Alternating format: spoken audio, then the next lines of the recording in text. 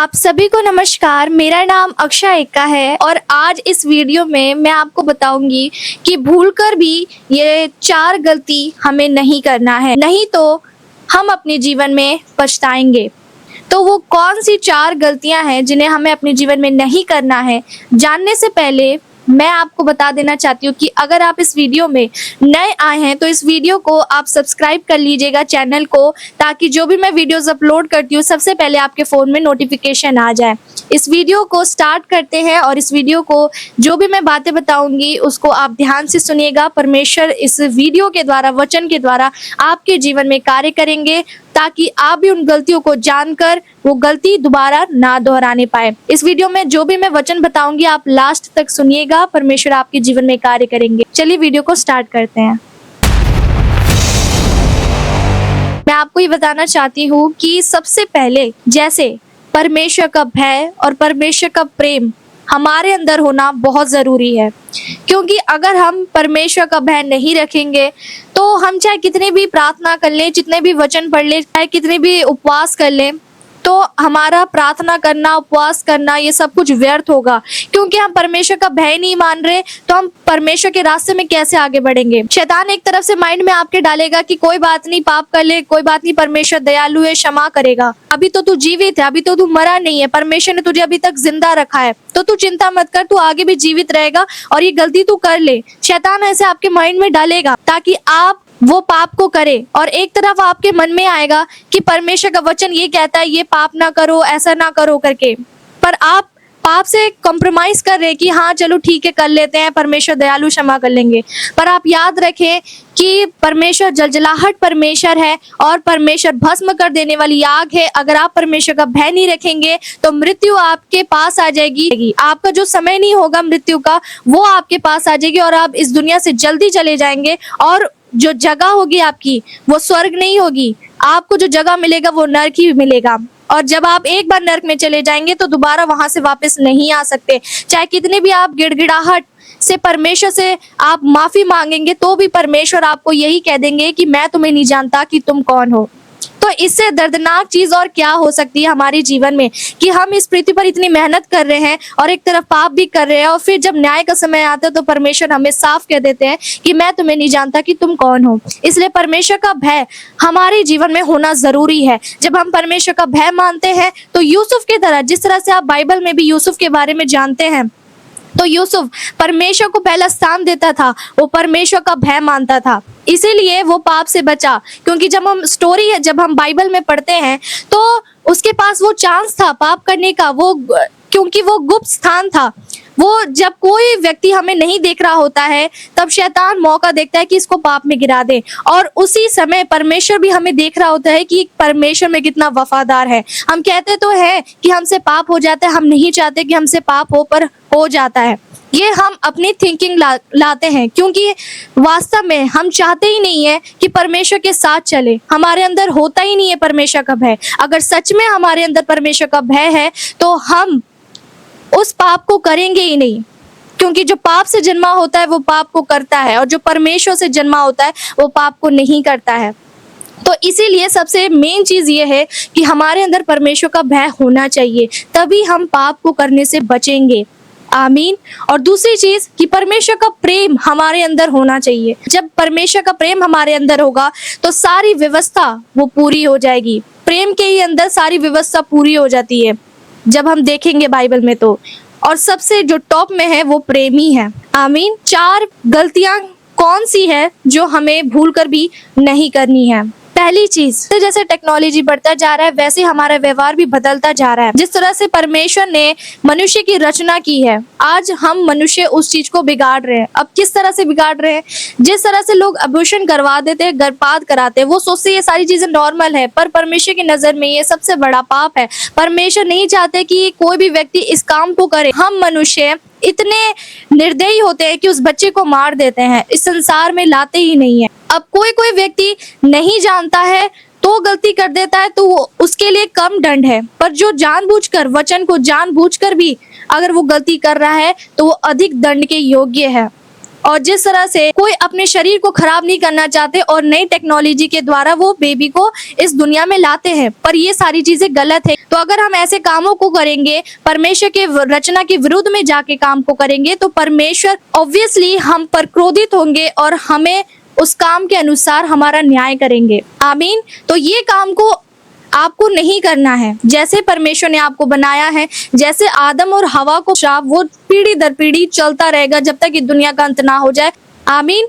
तो इसीलिए हमें ये काम को नहीं करना है और ध्यान देना है कि हम ये गलती ना करें। अगर आपसे ये गलती हुई है तो आप परमेश्वर के पास आए और सच्चे हृदय से अपने पापों के लिए क्षमा मांगे। अब जो दूसरी चीज है वो यही है कि हमें अपने जन्माने वालों को हट नहीं करना है। परमेश्वर ने कई बार वचन में बताया है कि अपने माता पिता का आज्ञा मानना है, और 10 आज्ञा में भी परमेश्वर ने वचन में कहा है कि अपने माता पिता का आदर कर जिससे तेरा भला हो और तू इस पृथ्वी पर अधिक दिन तक रहने पाए।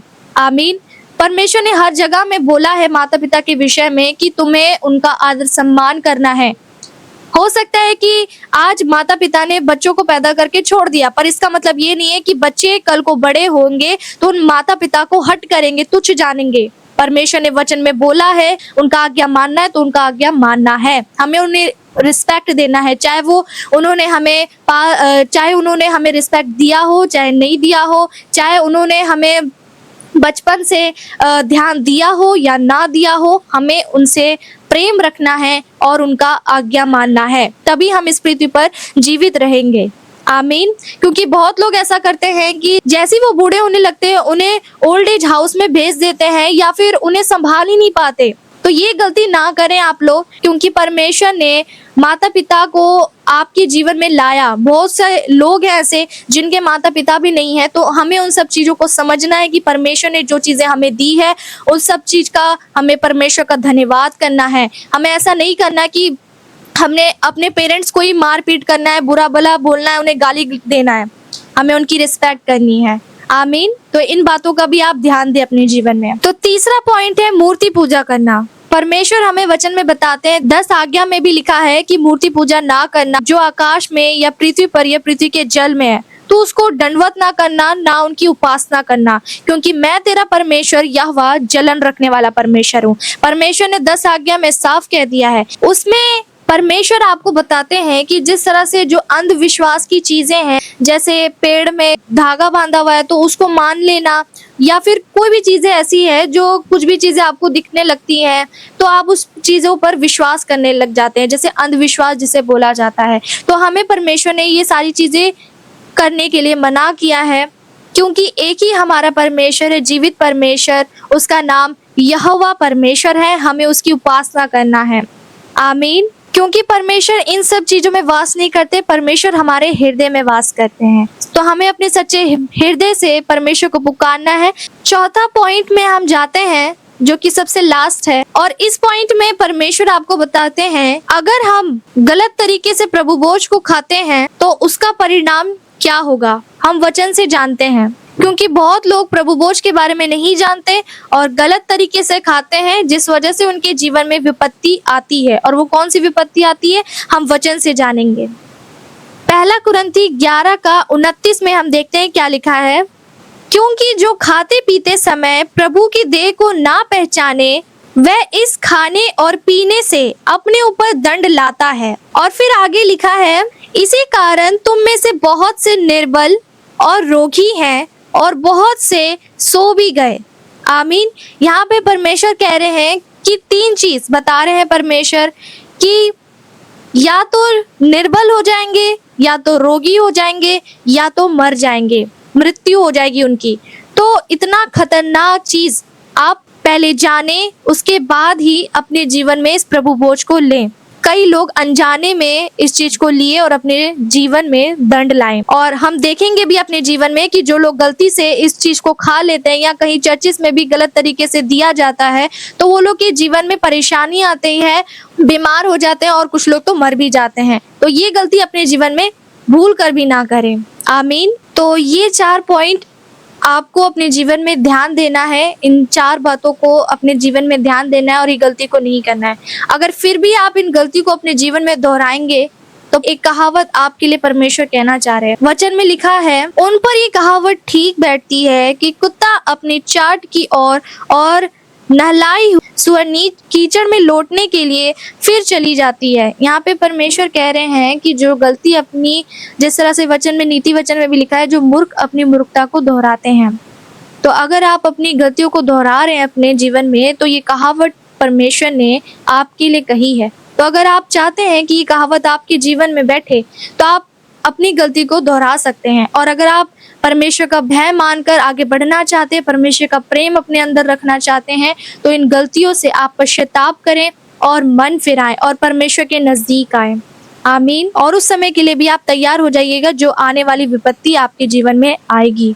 तो इसके लिए तैयार रहिएगा अगर आप अपनी गलती से मन नहीं फिराना चाहते हैं तो इस वचन को शेयर जरूर कीजिएगा। इस वचन के द्वारा परमेश्वर आपकी आत्मिक आंखें खोले और परमेश्वर और पवित्र आत्मा आपकी मदद करे आगे बढ़ने में।